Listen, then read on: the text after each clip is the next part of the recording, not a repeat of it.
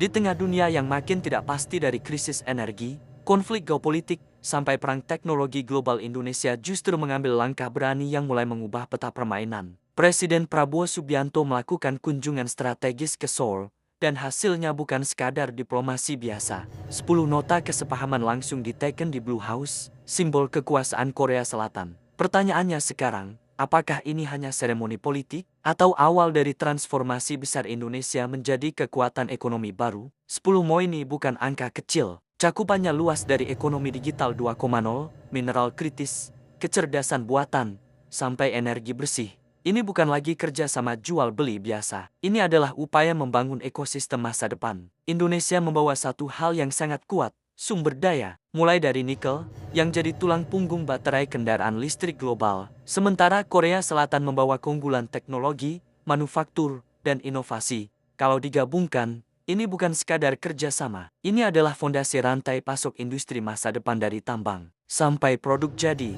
Kalau kita bedah lebih dalam, ada 3 pesan besar dari kesepakatan ini. Pertama, Indonesia sedang mengubah posisi globalnya. Selama puluhan tahun, Indonesia dikenal sebagai eksportir bahan mentah. Tapi sekarang arahnya jelas, hilirisasi. Artinya, Indonesia tidak mau lagi hanya menjual nikel mentah tapi ikut bermain di industri baterai, kendaraan listrik, bahkan teknologi energi. Ini langkah penting karena nilai tambah terbesar bukan ada di bahan mentah, tapi di teknologi dan manufaktur. Kedua, ini adalah strategi menghadapi perang teknologi global. Saat ini dunia sedang masuk era tech competition terutama antara Amerika Serikat dan China. Negara seperti Korea Selatan menjadi pemain penting karena mereka kuat di semikonduktor, baterai, dan teknologi tinggi. Dengan menggandeng Korea Selatan, Indonesia mencoba masuk ke dalam rantai teknologi global tanpa harus sepenuhnya bergantung pada satu kekuatan besar saja. Ini strategi yang cerdas secara geopolitik. Ketiga, fokus pada masa depan, energi dan AI. Kerjasama dalam energi bersih dan carbon capture storage menunjukkan bahwa Indonesia mulai serius masuk ke transisi energi.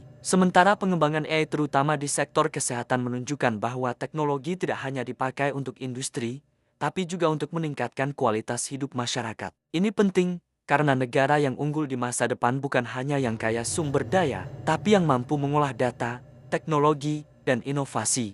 Namun, di balik semua potensi besar ini, ada satu pertanyaan krusial.